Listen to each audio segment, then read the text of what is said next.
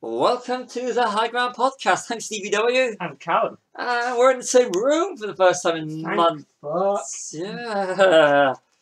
So, back with the In Defensive, and today we are in defense of RoboCop 3.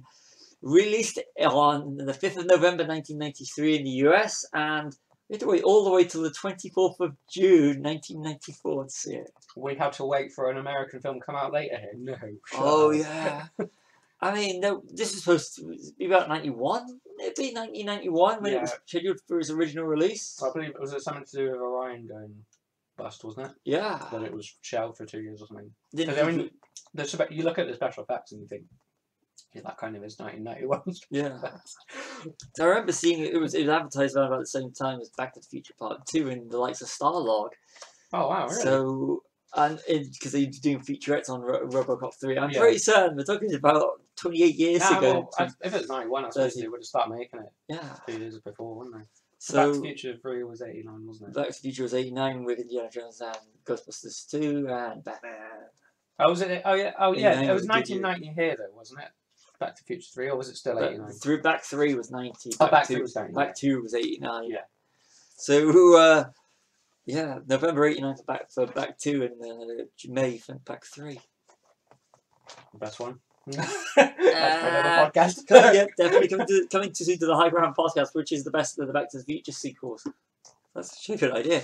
But going back to a sequel that we're going to defend, which is RoboCop 3. And I've got a theory about this. Go, shoot. Okay, RoboCop was a science fiction horror. Yeah. Which is and satire that was aimed at adults. They didn't realise it was going to have a lot of children liking the whole idea of a robot cop. So when RoboCop 2 came out, when RoboCop came, when they realised that the video was giving them a new audience in the home entertainment market, they did RoboCop 2. So you got RoboCop, which they were still appealing to the adults with the gore, and the science fiction, and yet they've decided to have a big end battle with another robot. Yeah. So you've got trying to appeal to the kids and the adults, and they completely missed the mark. Yeah. So for RoboCop 3, instead of they decided we're going to go aim for kids. Yeah. And they made a children's film, which also missed the mark. Yeah. Ironically. Yeah. You do need the more adult element. But what was your initial reaction to RoboCop 3?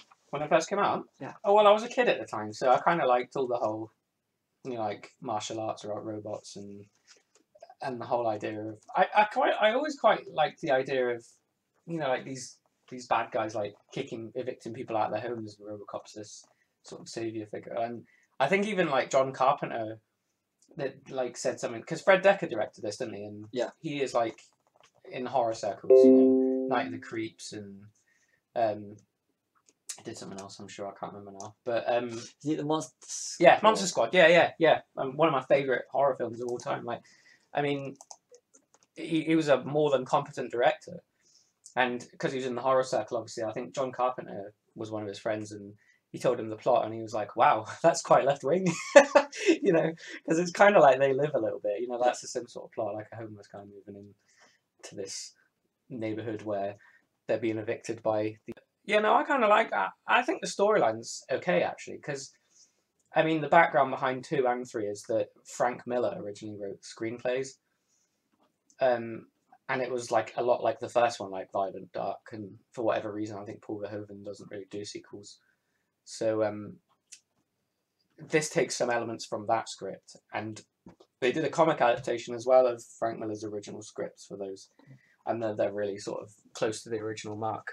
But I mean, the whole like evicting people from their homes and that's an OCP thing in his screenplay and that. So I think that's the only element from that. But yeah, I kind of like, and the whole like jetpack thing as well. When you're a kid, jetpacks are cool, aren't they? So, yeah. But yeah, I mean, when you get older, you sort of, I don't know, like I went through a phase of hating it for a while, and then now I actually think it's better than 2.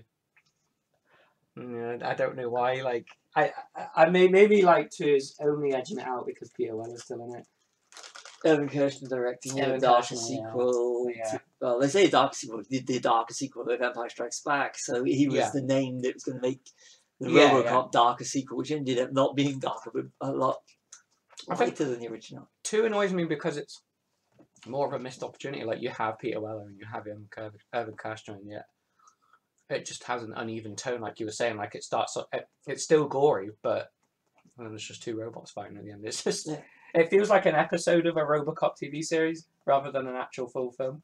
With RoboCop, you know, the bit where where you see Kane's head being ripped off and his brain in and eyes in the thing, it was gruesome. But then you do have the big stop motion robot fight at the end. Do you not think it looks kind of goofy though, with the eyes still attached? Yeah. Like now, like you just got to think that looks like something out of the Muppets, or the brain, the brain and spinal column in the I mean, I think they kind of went for that in the remake as well, didn't they? You know, the thing we always say that's really strange about the remake, where they pull back and it's just a head. And I just think, like, there's no real need for that, was there? It worked with the villain, but when you see all the hero is just a brain in a jar, it's very sympathetic, isn't it? Yeah, because like, I think the whole thing about RoboCop was the fun of like your conversations with people, your friends, and that was always like, I wonder what he looks like under the suit. Like, well, how many parts of him are still there? And they never told you because like that's how you used to do films.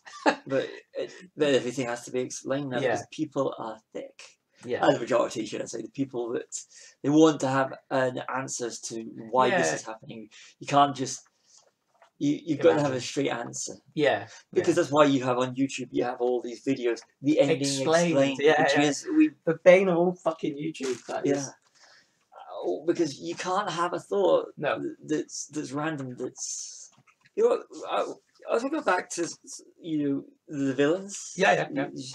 When I'm watching Robo 3, very Nazis. Yeah. With the taking people from their homes, displacing them. Yeah, putting them on buses. Yeah. I was like, and I know the colour palette of the uniforms were a lot lighter than what the SS and the Nazis. They're still quite reminiscent though, aren't they? Yeah. I mean, it's like the costumes on Starship Troopers, isn't it? Yeah. They're quite similar to that, I think. What are they called again? The rehabs, isn't it? Yeah. I totally go with that. Because OCP were more sort of like corporate bad guys, weren't they? Yeah. So, I mean, that's the way it goes, isn't it, in the future? Fascists. Come pretty... we did come pretty close. With the way the world went. Donny T. Pardon? With Donny T. Yeah. I mean, you think they made it all right, not made it all right, but made it that people will come up and admit that they don't like this because they don't like these kinds of people. Yeah. And it's kind of scary.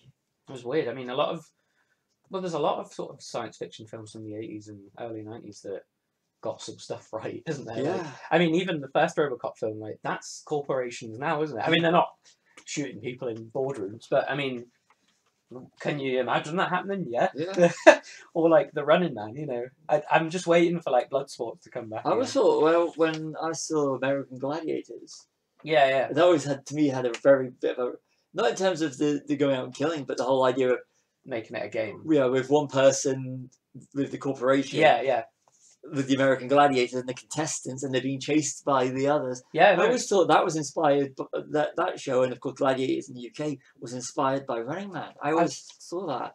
Yeah, I mean, you can completely see like the corporate side of it, can't you? Yeah. Because I mean, the book of Running Man is quite a lot different, but it does have the same sort of, like you have no choice because there's so much poverty. Again, predicting the future because there's so much poverty. Like the choice is either to work, to try for the Running Man and win that. It's $100 billion of the book. I think it's just like, I don't know. It looks like just a holiday or something in the film. In Running Man, it's their freedom because they're that's right. Yeah. You're in the freedom. Yeah. It's all an illusion. Yeah. Sorry, spoilers, but if you're listening to this, you already know. You should have seen RoboCop by now. Yeah. Not RoboCop, Running Man. Sorry. Yeah. Killian, I'll be back. Everyone. Classic. So 8 years ago. So we'll just go address the first major problem with RoboCop 3. If we go with the problems first, I think. Peter Weller was filming Naked Lunch. Yeah. So Robert John Buck was cast. Yeah. And to save money, they ended up using a RoboCop 2 suit. Which was apparently quite uncomfortable because he was a bit taller, was he? He's yeah, taller than Peter Weller. So that's your first problem. Yeah. Allen, who was only back if she got killed off at the end of the. Nancy Allen. So Nancy Allen. It would be great if Karen Allen was in this. Yeah, no, Nancy Allen. Nancy Allen agreeing to come back as long as she was killed off. Yeah. Or removed from the story at the end of the first act, is it? Yeah. I also heard as well that she was quite upset at how they killed her. Oh, Like she had a meeting or something, and when they told her how she was going to die, she was kind of like, "Oh, that's crap." You definitely phoned it in, even right down to her hairstyle. It was a paycheck. I want to go on about her death a bit later. Just because I really don't like the dialogue on that part. No, I think she finished starring in Brian De Palma films now as well, isn't she? Yeah. Yeah, they married, weren't they? They were married, yeah. I think they split up after. I'm not sure. It's either Blow Up or one of the later ones.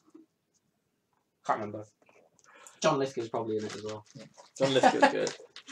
My favourite John Lithgow. I like he's good in Bombshell, I just want to say that. And he's fantastic in that. Yeah. And I know you're going to say this. Hang on. And John Castle is Paul McDaggett, chum. Yeah. Oh, well. Okay, chum. And I'm like, RoboCop. Yeah. You got to have someone with a distinct English accent in there somewhere to play the villain. Originally, that was supposed to be Tom Atkins. Oh. Who is, if you've seen Night of the Creeps, obviously, is the cop from that, and he's in loads of John Carpenter films. So I think that would have been quite cool, actually. Yeah. It's and you got the Japanese OCP. Yeah, the villain. Mako plays the main guy, doesn't he? And Rip Torn is the CEO replacing the old man. The old man, yeah. Which didn't work. I mean, you've still got what's his name in it still? Johnson. Yeah, still got Johnson in there, but. And the newsreaders are still in it, I think. The media break guys. One of them is the woman. Casey Wong. Yeah, the other one isn't. Oh, the woman. Yeah, with the most 80s haircut you've ever seen. And the TV screens and everything, of course, look completely different to what we have now. But it's. I can kind of forgive things like that. You know, like when you watch sci-fi and they've got like, I don't know, like they've still got video players and stuff. Like I kind of don't worry because it's not about the predictions; it's about the story and how the future fits that. But I think, it would kind of be more. It'd be more silly to do science fiction films now and try and predict technology because it's just too hard. Because things change daily now, don't they? Exactly. And you would never, when the likes of RoboCop 3 was on, and of course you got Alien, the computer screens, and of course Blade Runner. Yeah, that really works in that, though, doesn't it? Yeah.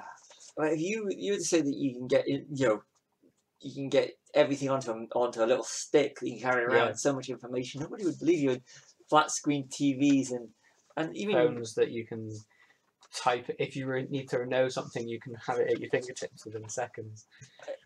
I would say we've got so much on hand that we carry around with us, but the world's getting smaller because of it, because everything is becoming more. We're living in a science fiction movie, I think, or a novel, whatever.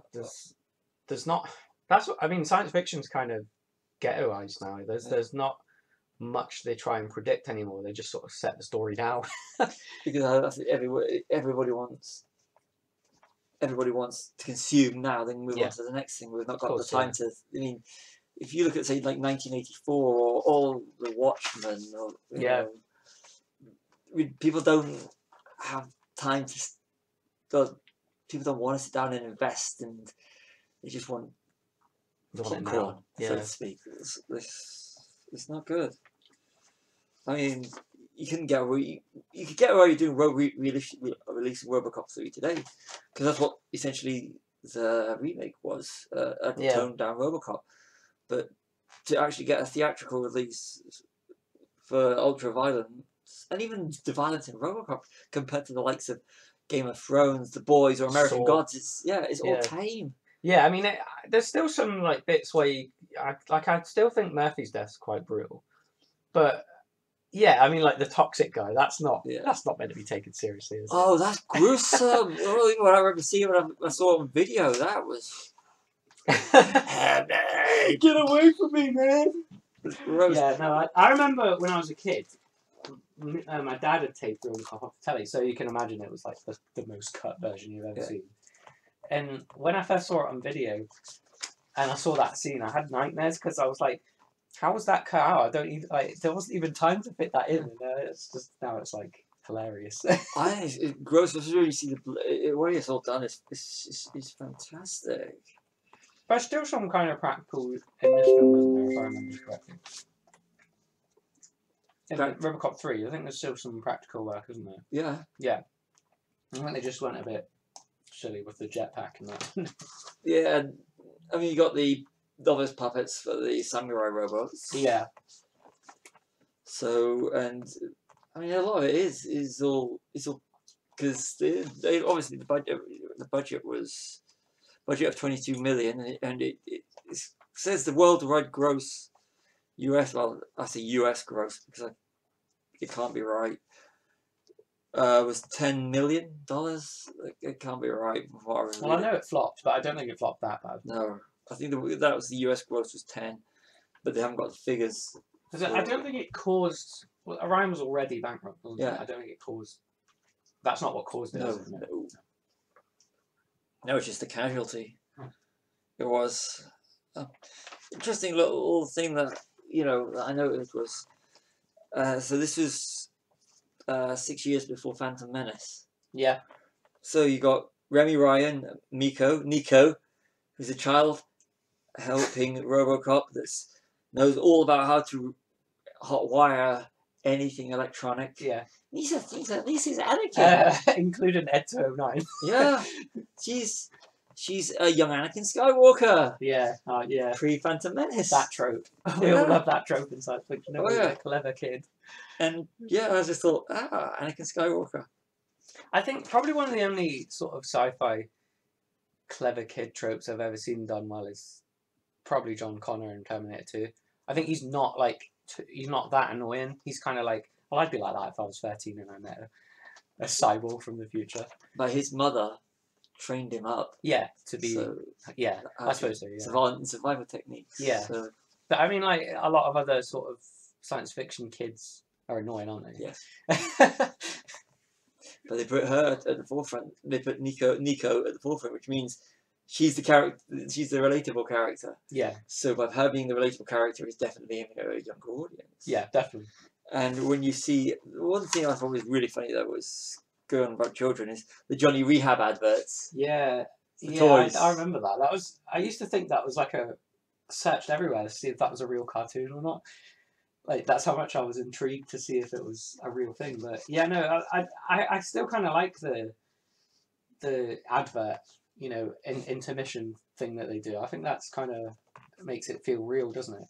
And today they would have actually made the shows just as a viral thing, so you could see and created the toys, which would have been pretty cool. That would be a nice little bit of like a tie-in. Yeah, yeah, it would have been so. I like, a little thing on my notes is two actually. Lee Ironberg is the guy that holds up the donut shop with all the cops in. Oh, he was Pintel in Pirates of the Caribbean. Oh my God, is that him? Yeah, and the cop Donnelly. Shane Black. Yeah. I knew he was. Shane Black. He's at the diner, isn't he? Yeah. And then the Splatterpunk bit as well. Yeah. Yeah. So I was like, Shane Black. God, yeah, I think he's Fred Decker's one of his friends. Yeah. He? So, I'm going through my notes here. You got the word the Splatterpunks. That's so bad, aren't they? No, why is everything splatter this? Splatter like Splatterhead. Why is it in the future we all look like all the punks and everybody looks like they came out of Mad Max? Demolition Man that does this as well. Yeah, it does, yeah. It's like in the future we just go back to the late 70s, early 80s punks. Is that where we've gone? I know, I mean splatterpunk is an actual genre. Jesus. So it's like cyberpunk but gory, hence the splatter. But I think they just thought, oh, that sounds like a cool gang name. And we just emphasise it everywhere. Yeah. Tell you one thing I do like about this over RoboCop 2 is they got Basil Doris back to do the music. And it's the same. It's the RoboCop theme again, which I thought really annoyed me in RoboCop 2 that it wasn't in it, because it's in the trailers. You know, it says Peter Weller's back, and it's got like the RoboCop theme, and then you get there and it's like, well, what the hell is this music? Because obviously, either he. Why didn't he come back? I think he was doing Hunt for Red October at the time. Yeah. So they didn't just assimilate his music. No, like I mean, they usually do that with the John Williams stuff, don't they? Like based on the score by Harry Potter. Yeah. Superman, yeah. But yeah, it's kind of crazy because RoboCop's got a very iconic theme. Yeah, distinct. I mean, even sort of, they give you a few bars of it in the remake, don't they? Still. Yeah. But that makes, because he has his own theme tune, that makes him essentially a superhero. Yeah, I mean, well, I always thought you kind of was anyway. Like, you know, in my 13-year-old head, I was always like you say, like, how cool is a robot cop? Yeah. You know, like, he is a superhero, really, isn't he? Yeah, like, he still stands for good, even if he does kill the bad guys. Like, he's still a 100% good guy, isn't he? And he goes against his programming, which is heroic. Yeah. So, some of the costumes and the dialogue is absolutely... Do you know, especially the scene where he goes into the little command center and he's got the flamethrower gun hand thing. And it was just, like, no one gets killed, do they? Like, it's just, they're all wearing body armor and there's just sparks. It's so annoying. Because you just know in the first one it would have been... It was squids, wasn't it? Yeah. Like, I mean, the cocaine factory scene is, like, my favourite scene of all RoboCops, like, where he just sort of thinks, nah, fuck these guys. Yeah. These guys are going down. But you can't have all that, because you have to explain it to kids. Right? Yeah. What's all this white stuff? It's all white, they've just gone to a flower factory. Yeah, it's just, yeah, exactly. I mean, when I was a kid, I used to say to my dad, what are they making in there? And my dad was like, oh, drugs. Like, he didn't say what they were, it's just like, drugs. then he gave you a copy of Scarface. yeah, just so I could see a guy bury his face in some... That sweet looks good, Dad. Can I get some of that? Ooh. That's such an 80s thing, isn't it? Yeah. Okay, I mean, like in films. I don't do drugs. It wasn't until, like, when you got when these films were coming out, how Coke was like the thing, wasn't it? Yeah, but it was like the thing for the rich and the rock stars. Now it's like street value on the streets. Scummy drug again. This is definitely go on a bit of a serious side. The homeless and the rebels are called terrorists. Yeah. There is some quite sort of stuff that's quite deep if you look for it in this section, isn't there? Because they're almost like a resistance movement, aren't they? They are. I mean, can you imagine a corporation moving a load of people out and building a new city there? Yeah. Yeah. 100%. They'll have because they'd have obviously paid off the government. Yeah. So, or the councils, to have that land. So the people who have owned the property and everything, the tenants, because housing prices are going up. Yeah. So everybody's going to be tenants to somebody else, and when it all gets sold on, the people who were dwelling on land and property once it gets sold up, will be homeless and squatters. Yeah. And get told to move on. There's nothing you can do about it because corporate and money. Yeah. Yeah, it's kind of it's kind of crazy how we see it now. If you ever look at housing prices in the UK, they're ridiculous. Yeah, and they're basically meaning that if you don't have money, you're it's going to it. Yeah, and it is, especially if you look at the prices. So when you see that corporations are literally controlling everything. I know this does sound like we're going into a conspiracy theory thing. No, but it's like, I mean, that's taken like a film that, is generally considered quite naff. And there are like elements of it that you can kind of say, oh, I see that nowadays. I mean, does lend some value to it, doesn't it? Yeah. Like the whole overall thing, like vision behind RoboCop is about the bad guys are the corporate guys, aren't they? Like the guys with the money and the suits, and Bob Morton is a good example of that. Like he's kind of like shown as like a character you should sympathize with, and you do a little bit, like, because he's when he gets fucked over, like I love like it's Miguel Ferrer as well, isn't it? So you kind of like, he rests in peace. Yeah, but he's still a bad guy. Yeah, like he's just probably the least bad of them all. he signed himself over to us, so Yeah. we can literally do anything. Yeah, Easy on. exactly. Yeah. And like the way he talks to, like the fact that they own the police, that's Yeah. not a stretch of the imagination. Or the army would be private one day or something like that. Because there's no end to like the power that corporations have nowadays. Is there? I mean, that's a big cyberpunk thing as well, isn't it? Having corporations, mega corporations, be in charge of countries. In the future, that's not even a stretch either. I mean, could you imagine Apple being in charge of America quite easily? Yeah. Or like Sony being in charge of Japan. Yeah. It's just. They've got Spider-Man still. Yeah. You have. So it would be nice about them. Yeah. No, but like it's not. In the 80s, maybe you would have thought, that's probably a bit of a science fiction-y thing, but definitely not now. Actually, we've got similar period. We've got Schindler's List when that was released. I remember saying there's no way anything like this could ever happen again. Yeah, and it happens every week. Yeah.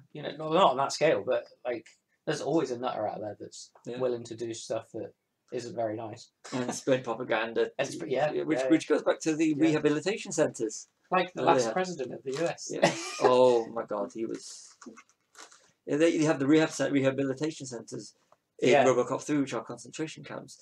The OCP rehabs, which are even in uniform, like we already said, are Nazi SSs with their rehab grey uniforms.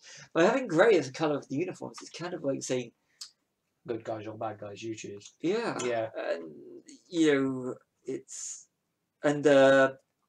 so you got RoboCop siding at the end with the squatters and the police. Yeah. So it's sort of like how the police are the good guys because they're going against I say programming, I mean the commands. Yeah. And it's a case of the police who are supposed to be enforcing the law of OCP, they end up siding. And same year, same ending, Demolition Man. Yeah. And I was like, which I'm not going to go too much on Demolition Man because that's coming next. But it's just, there seems to be this whole thing with science fiction. A lot of science fiction just seems to be about control and taking the lessons from the past,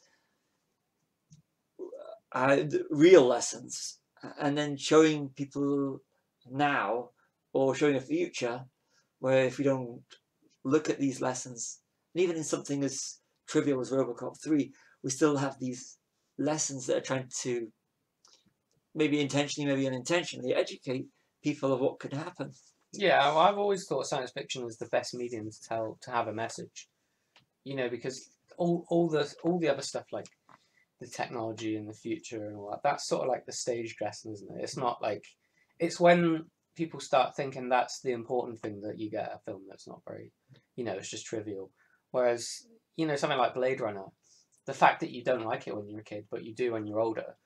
I mean, I don't know anyone that liked it when they first saw it as a kid. Because, we've said many times, and you said as well when it first came out, you were thinking, oh, that's Han Solo, or that's Indiana Jones, this is going to be good. And then it was really too cerebral for that, wasn't it? See, for you don't know what's going on, but once you understand, and you're enlightened, which comes of age. I mean, same with like the motion picture, Star Trek motion picture. When you first see that, you're kind of like, well, this is boring. Like, where's the space battles and that? And then Wrath of Khan, you're like, oh yeah.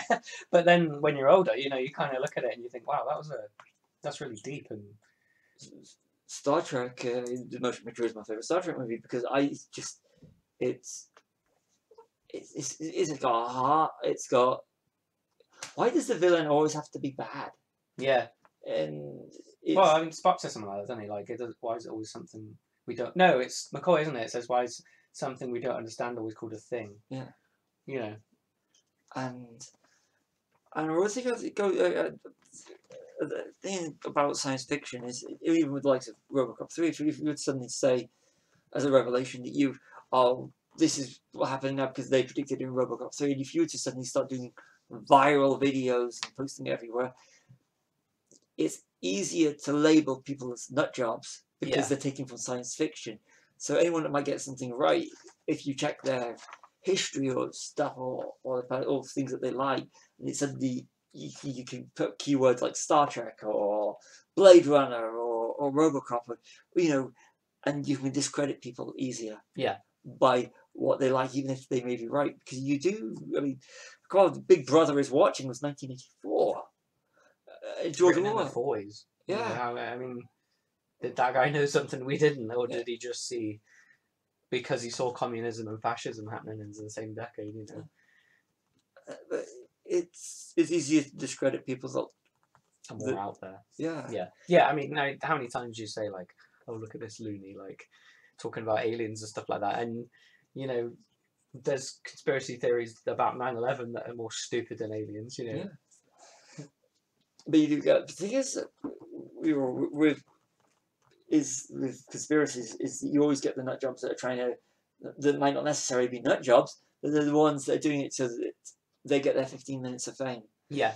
Because you look at flat earthers, they're just funny if you want to do some fun It's research. absolutely hilarious, isn't it? But it's always the same people, the ones that obviously couldn't get the fame anyway that they crave for anywhere else. Yeah. Couldn't start a cult, so they start going on a BS theory, which is a load of rubbish.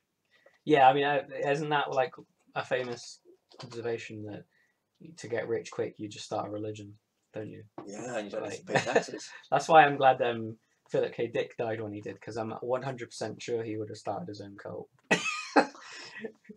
Would it have been a good cult? I probably would have. You could have called it the Dickheads, couldn't you? Oh, you're listening to us in the States and you don't know what that is. Don't look it up, or look it up depending on. But yeah, that's kind of cool. Philip K. Dickhead. I could have. That would actually work. If they ever do a biopic about him, please call it Dickhead. That would work. That would work. Although they'd probably get put in the porno sections. Probably. And have Paul Giamatti play him. Yeah. Paul Giamatti looks exactly like Philip K. No way. He's good though. He is good. I don't go back on track. Sorry. One bit I really don't like is Lewis's last lines. Get them for me. Promise me mercy. I actually wrote this down on paper. No, I know. Terrible. No, I was going to bring it up anyways, but That's terrible. it's just, I mean, Get my revenge. yeah, I mean, it's not like I mean, he kind of does get revenge in the first one, doesn't he? But that's like, he's doing that within the law as well, isn't he? Like, these people are hurting other people as well, so the only way to deal with it is to kill them. But I never got the impression he was kind of like a avenge my death kind of guy. I do like the line where he's like, Officer Damn. It's kind of like, oh. But yeah, I just kind of get the impression that he would still follow the law and arrest McDaggett and go through the process. He's not Judge Dredd. He's not Judge No. Yeah, no. It fits more within something like Judge Dredd, doesn't it? You know, because he is the law, after all. Why is there always an industrial complex? Yeah, I know. They kind of never got that out of the system from the first one, did they? Final act. Or somewhere in the movie towards the end. Yeah. Industrial complex. Again. So you got the bit where he's going to arrest Kane. Industrial complex. And the third act, when he's removing his helmet and taking down Clarence. Industrial complex. Yeah. Like, that was actually a real bankrupt, shut down iron foundry. whoa. So, like, because I don't think they didn't film actually in Detroit. They filmed in Dallas, but I think that was in Pittsburgh, which is another place that sort of suffered a lot of economic downturn in the 70s and 80s. So it's like kind of cool that they filmed it in a real iron foundry. Nice. You know, not a set like Terminator 2. When you think about it, it's got all it's all imposing, and it does work within the genre. And it's all there, isn't it? For you don't have to. I mean, you maybe they have to set dress a little bit, but it's all there for you, isn't it? It works, but it is just the third time. Yeah, and do you know another thing I noticed about the third one that's quite funny? Have you noticed like the way the computers look in the building at the end before it blows up? You know, all the bleeping lights and that's how they think home computers were going to look back in '93. not like a tablets or a phone. Yeah. I mean, how about the not so teenage mutant ninja robots? Heroes in a half shell. Robot power. Yeah. I couldn't resist. I actually, they were. I'm like, oh my god! And there's 3 of them. Yeah. Yeah. Is it 3 or 2? And then they cut each other's head off. Don't they? Yeah. I think I read somewhere there's a lot of unfinished special effects. That's why some of those scenes look a bit choppy.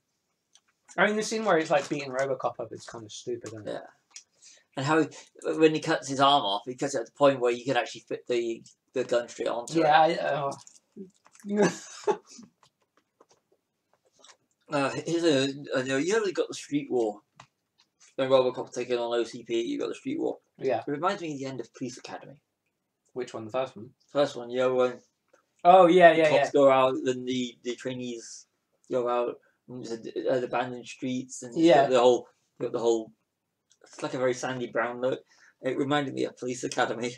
Well, but it's after, wasn't it? So it may very well have been I don't know. I mean, maybe they were just starved for plots in 1993. I mean, I know Police Academy was filmed in Toronto, so... Yes, wasn't that as well? Was that Vancouver, RoboCop 3? I'm sure it wasn't... No, it's ironic that none of the RoboCop films were actually filmed in Detroit, isn't it? Although there is a big statue of RoboCop in Detroit, which I think is kind of cool. That is. Let me have a look. I'm looking for filming locations. This is always a bit of silence right now. I always like to check our facts, don't Yeah. Filming and production. We do a lot of fact checking. USA. Georgia. Oh, Georgia, right. So they were heading down the Atlanta highway looking for the Love Getaway. Hey. The home of REM as well, isn't it? REM MD52s. Yeah. Look them up if you're too young. Flying RoboCop at the end is as bad as Superman flying in Superman 4. Yeah. That's where you can really tell it was 1991 special effects.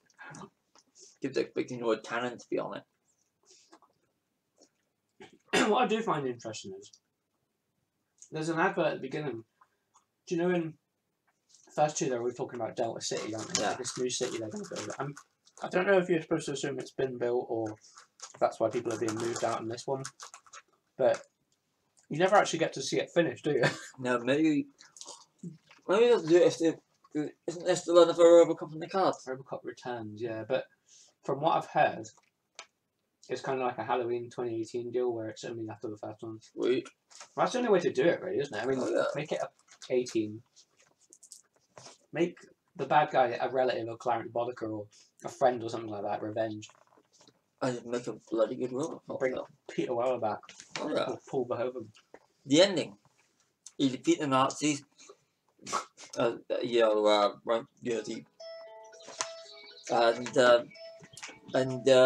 my alarm went off. Yeah, you defeat the rehabs. OCP. The corporate gets fired.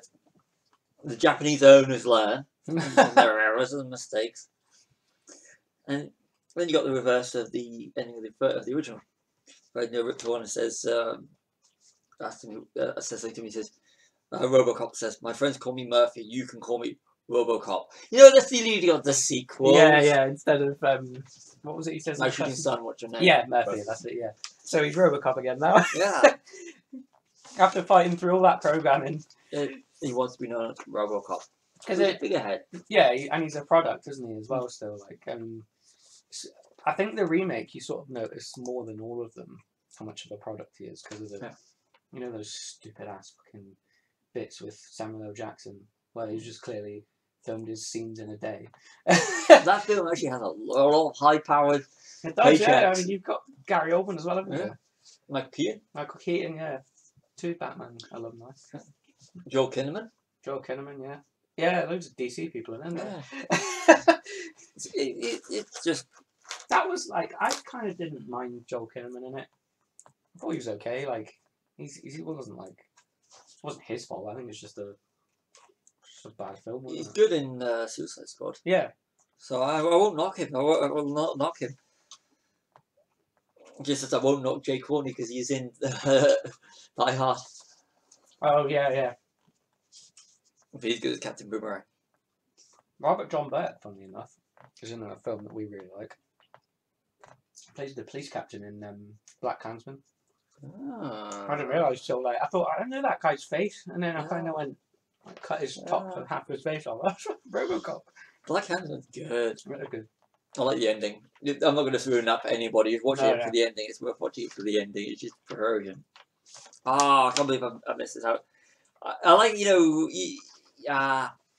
the Go-Go's, band from the 80s. He's So Strange, playing as McDaggett's being held up. Well, And RoboCop looking for the it. Vice Den. Yeah, I was Yeah. like, oh, come on.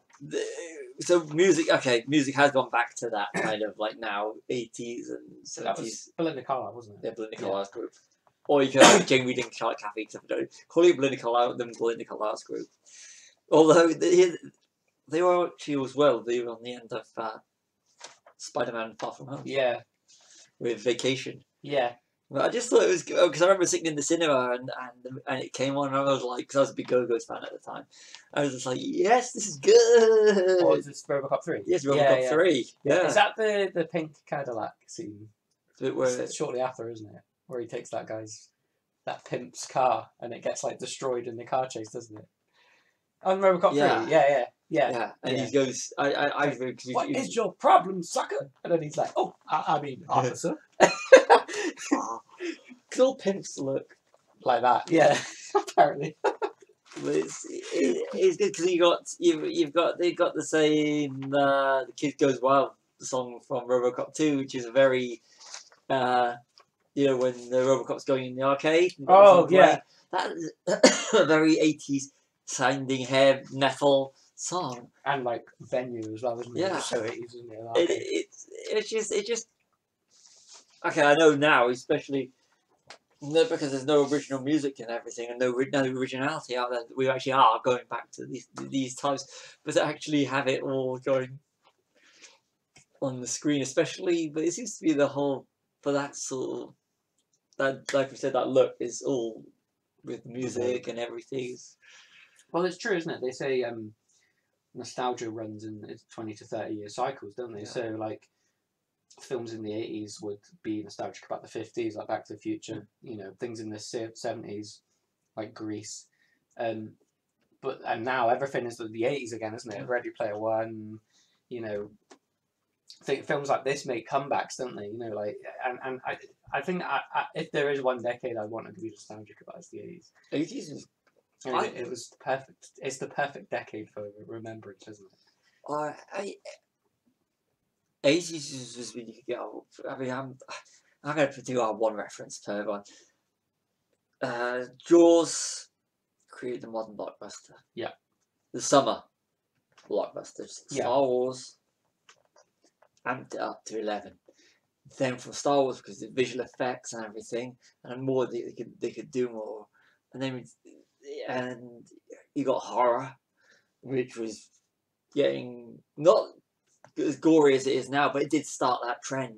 Yeah, well, I mean, if you're in the UK in the 80s, some of them were illegal, weren't they? Yeah, video nasties. Yeah. So not one of our finer chapters. No. And now you see, like I said, you watch more on TV worse. Yeah. Than I ever saw in the cinema. Oh yeah, I mean, Walking Dead, Game of Thrones, like we said earlier, even something like The Sopranos. Yeah. Like they're super violent, and I think TV's like taken over as the big media form at the moment, hasn't it? Because of things like Game of Thrones, and you'd never imagine that in the 80s. I mean, there was great shows like X-Files and Star Trek Next Generation, but I don't think TV was ever thought of as like this $1 million earner. I mean, you have streaming subscriptions now, don't you?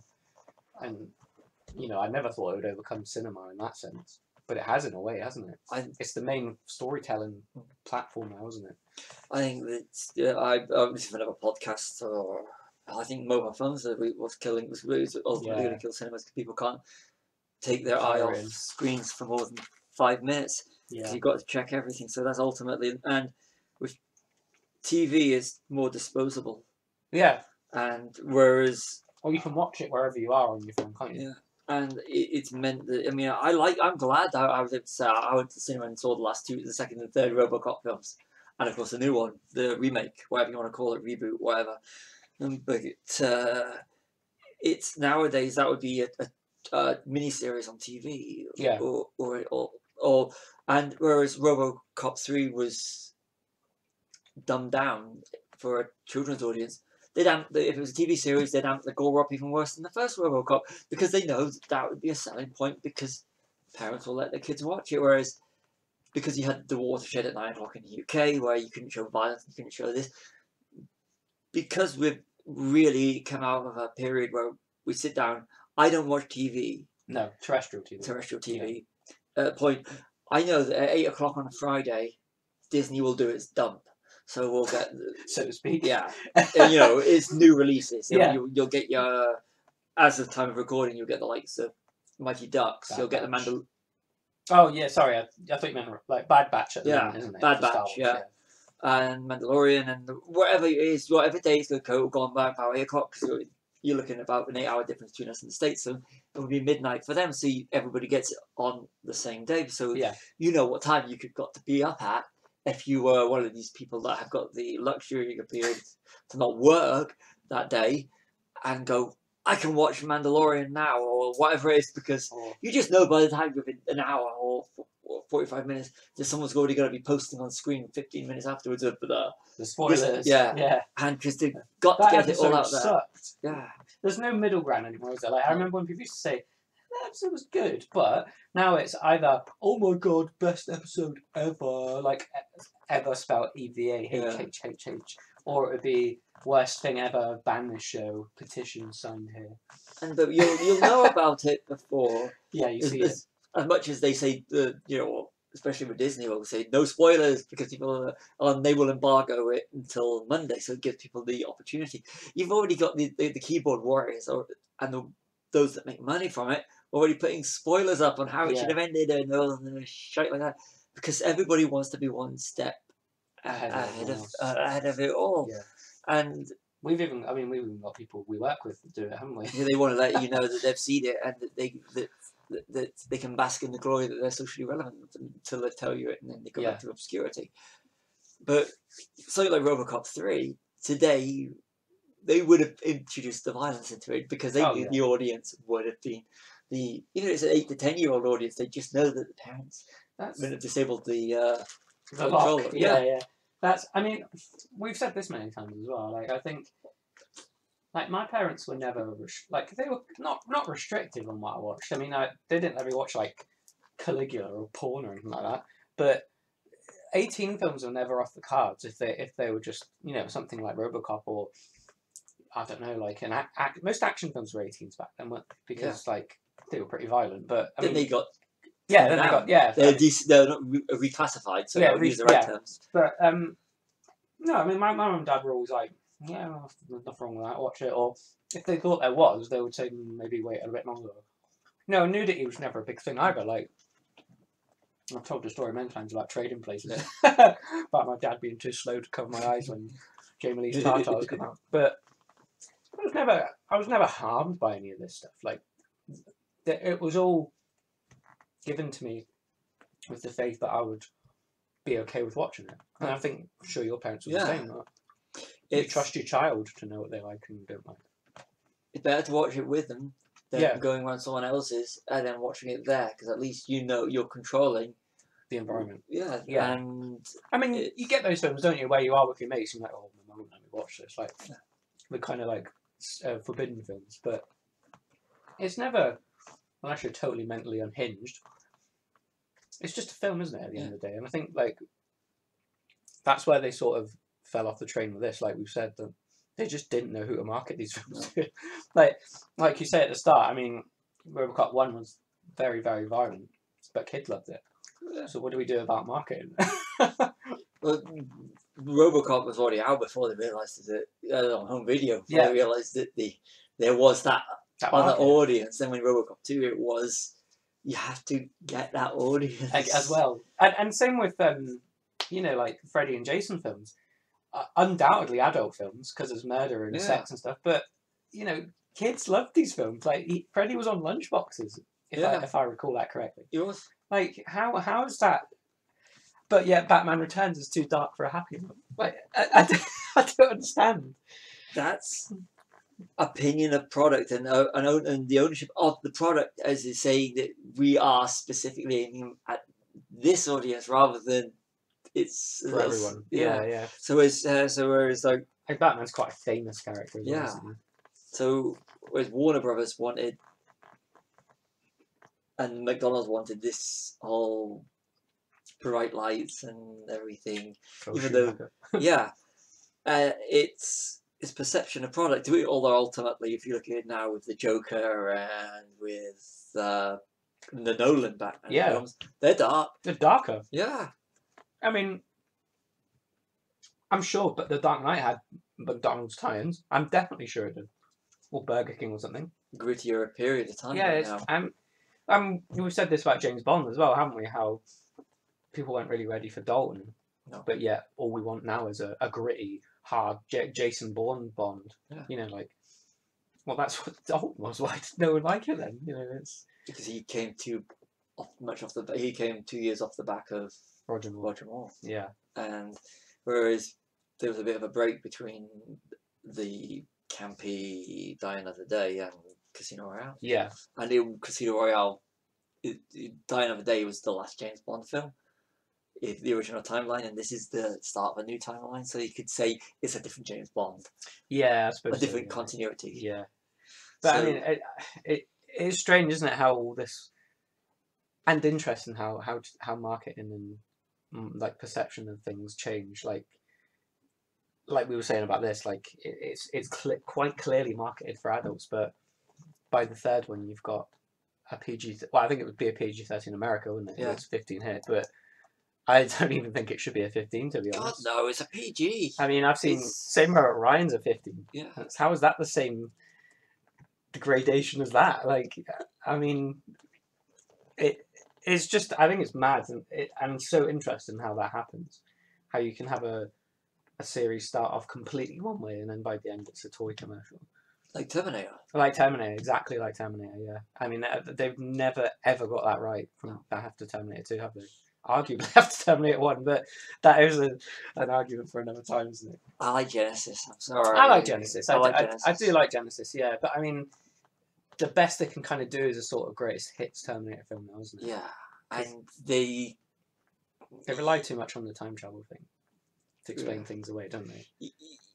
You couldn't do with RoboCop. You could literally go out and do a straight do a sequel to RoboCop or do a new RoboCop. Well, Halloween proved that works. Yeah, but because kind of like wiping your franchise clean, not deleting everything, but saying like it's kind of there if you want. You know, like they did with Star Wars as well. You know, like all the extended universe stuff that's not canon anymore.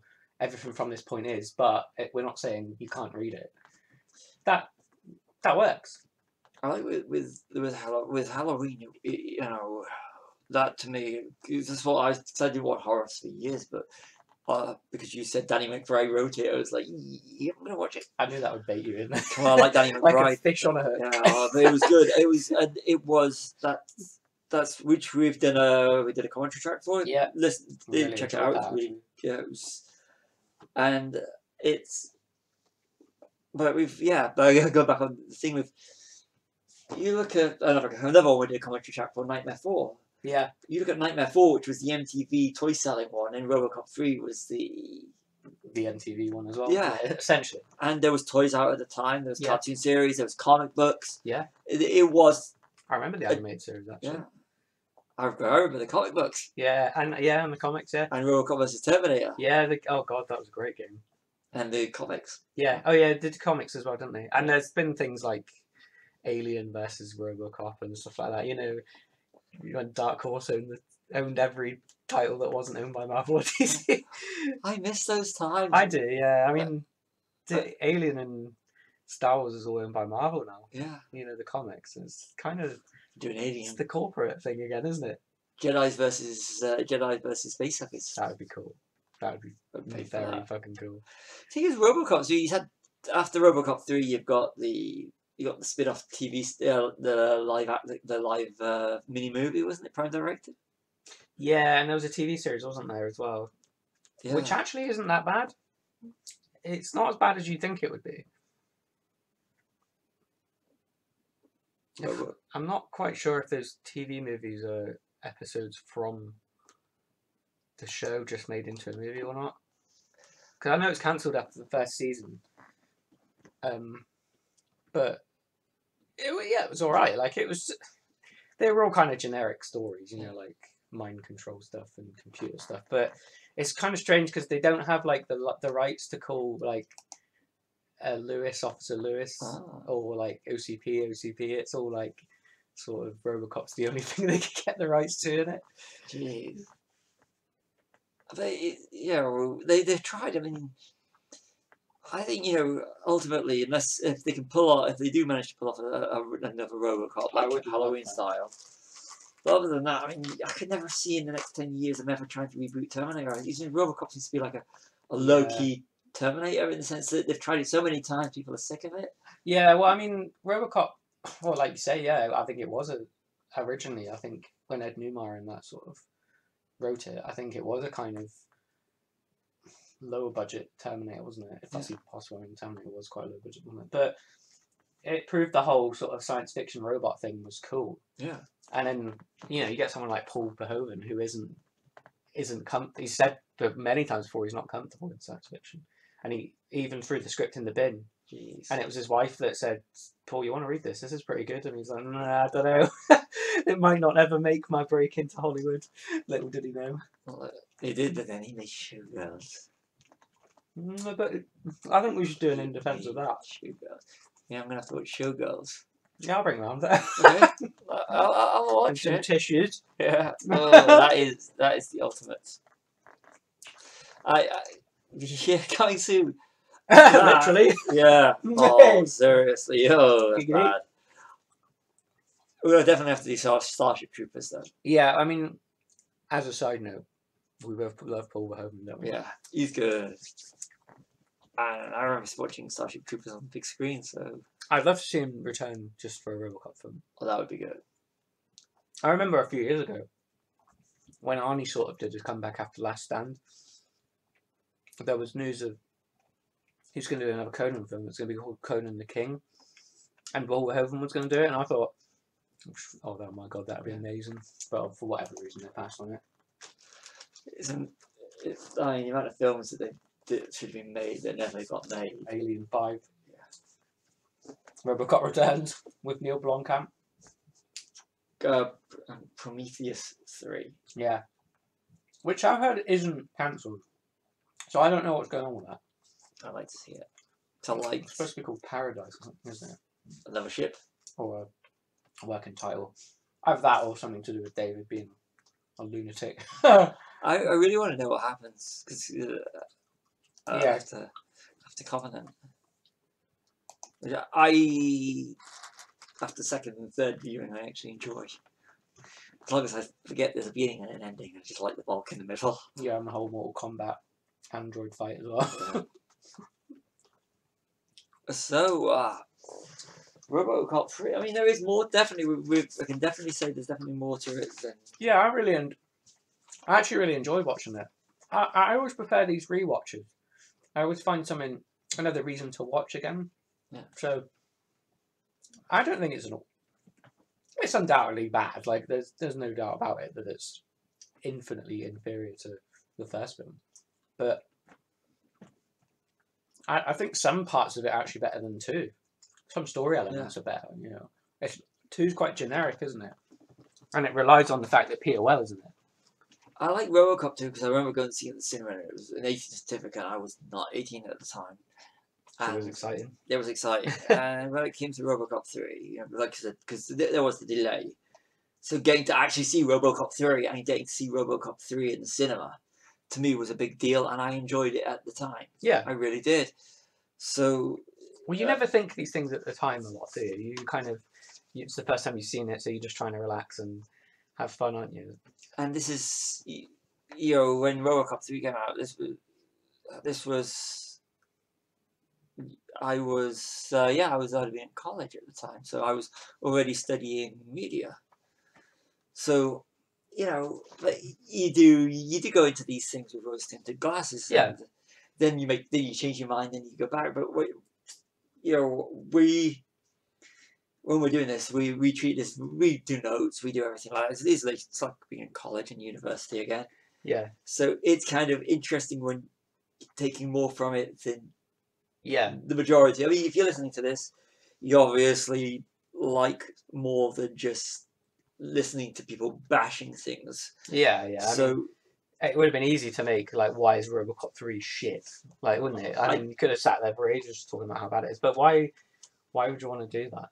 why do you want to waste your time? Yeah, Kevin Smith, wouldn't it? Yeah. Why would you waste your time talking about something you don't like, Yeah, other than to get a good view count? But exactly. Yeah, yeah. And I've really enjoyed this series out of probably quite a lot of the other ones we've done, because it's interesting to look at something a new way and sort of see something you didn't see before, or a film that you've always liked and people don't like, or that you don't like and people have always liked. There might be a time where we do it in defense of and one of us still doesn't like it. yeah. So when that day comes, I think that'll be interesting. Although I can name one film we both did it in defense of, and we still came out with thinking it was a pile of rubbish. Oh, Nightmare remake. Yeah. Yeah. I really struggled with that, I must admit. I enjoyed doing it because It you was are good, looking. yeah. If you ever want to find something and look for the good in it, find the film you really don't like, then try looking for it. Yeah. Because you might surprise yourself, or you might just have it confirmed every reason why you don't like it. Or vice versa. Go for a film you absolutely love and try and find something wrong with it. Also quite as interesting. I was picking holes when I did that with Star Wars. And Schindler's List as well. And we just couldn't find anything. No, it's like, you've even just, when you're sort of diving into the barrel of continuity, then you've reached. Yeah. That's the scrapings, isn't it? When we went to see, and this got into my head, this was literally as we were sitting in the cinema watching Schindler's List. For some reason, my brain just said to me, I'm going to find, this is not a perfect film. I will find fault with this film. But I was trying to find fault as I was going along with Schindler's List. So I didn't want to kiss its behind more than I already do. Because I think Schindler's List is the film everybody should watch. And we still came out and I was thinking, it's still good, damn I you. love this film so much. Well, love is the wrong word. I still think it's possibly the greatest film ever made. And well, no, I mean, it is a good word. I mean, I think a lot of people sort of, when they say they love Schindler's List, they're kind of like, oh, I don't mean it like that. Like, yeah, we know you're not a Nazi. Yeah. Like, I think it's the greatest piece of educational entertainment. Yeah, I mean, I think a lot of people sort of elevate Saving Private Ryan above it sometimes, don't they? And see, that is a film in recent years where I have gone back and found some parts don't work. I still love it, but like, sometimes the pacing's a little off on that. Whereas, yeah, like Schindler's List, I just couldn't. There was nothing wrong with it. It's like watching A New Hope, isn't it? Yeah. Like, you try and look so desperately for something. The only thing we can ever think of is that maybe nowadays it would be considered a bit slow. Yeah.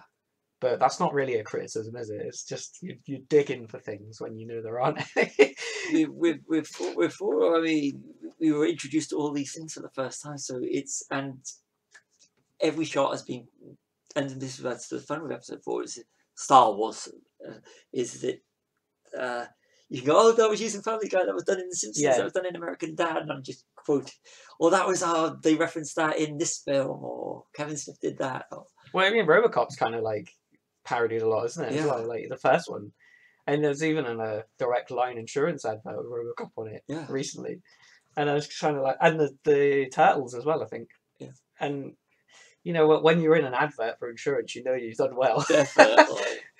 It means you're in part of the culture. Yeah, and another one you don't like that was very ingrained in like parody and culture was The Matrix, wasn't it? People still parody The Matrix, don't they? Like the slow motion bullet dodge thing. I will get you to like that film. We will do it in defense of The Matrix one day. I mean, I've got nothing against Keanu Reeves. He's great in I love Keanu. Bill and Ted. I like him now. I mean, he's always been a nice guy, but I mean, I like him as an actor now. He's the man now. I will eventually watch the other 2 John Wick films. Eventually. Oh yeah, get this. You don't like John Wick, do you?